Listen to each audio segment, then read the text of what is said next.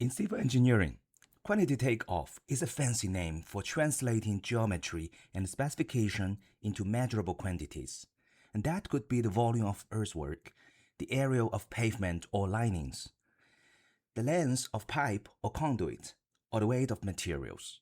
In today's video, we are going to talk about the quantity takeoff method, how it appears on the PE Civil exam, how to approach it systematically, and how to avoid the subtle traps that cost easy points. And by the end, we'll walk through a classic PE-style example problem, step by step.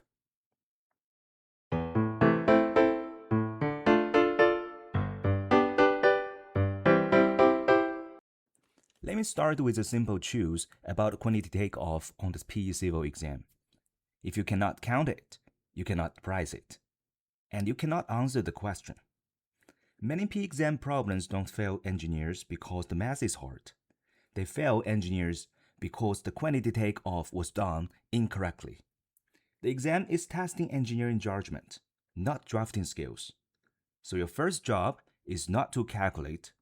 Your first job is to identify exactly what is being counted. For quantity takeoff problems, here's the rule that will save you time and mistakes.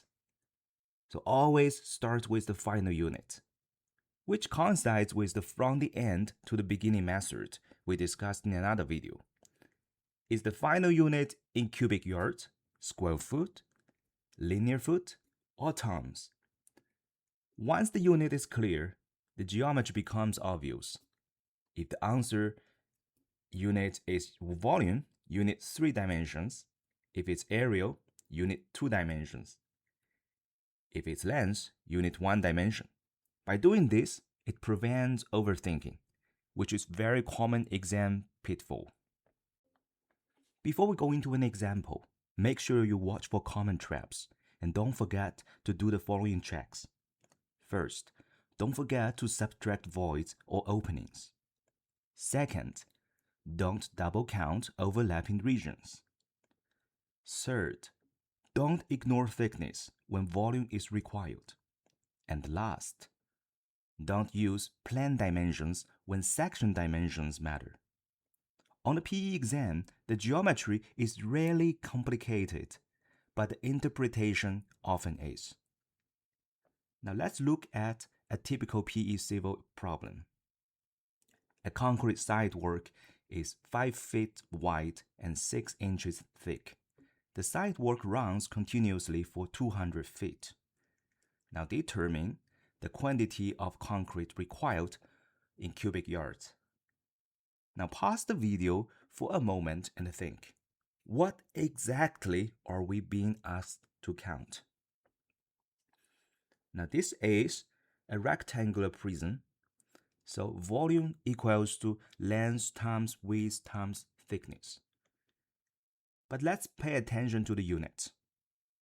The thickness is given in inches, and the final answer must be in cubic yards.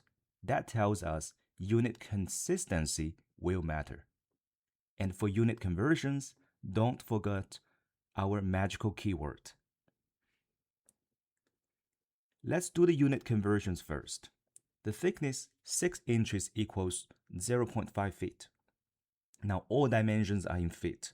Length equals to 200 feet, width equals 5 feet, and thickness 0.5 feet. The volume in cubic feet can be calculated now. So 200 times 5 times 0.5 equals 500 cubic feet. There are 27 cubic feet in 1 cubic yard. So 500 divided by 27 approximate 18.5 cubic yards. That's your quantity takeoff. Of course, this is a very simple example of quantity takeoff. On the PE Civil exam, you may encounter problems that have longer statements with unnecessary information to distract you from the right solution path. Stay calm and start from the end to the beginning. I'll publish videos of different example problems in the future. But with this video, let's remember the following key steps for quantity takeoff problems. First, and always, identify the final unit, and that means starting from the end to the beginning. Second, determine what physical quantity is being measured. Third, sketch on your scratch paper whenever needed, and this is particularly important for more complex problems. Besides, convert units early. If your geometry and units are correct, the answer almost always falls into place. If you want more videos like this, focus on how engineers actually think on exams under time pressure, remember to like this video, subscribe to the channel, and leave a comment with the next topic you'd like me to cover. Your engagement is my biggest motivation. I'll see you in the next one.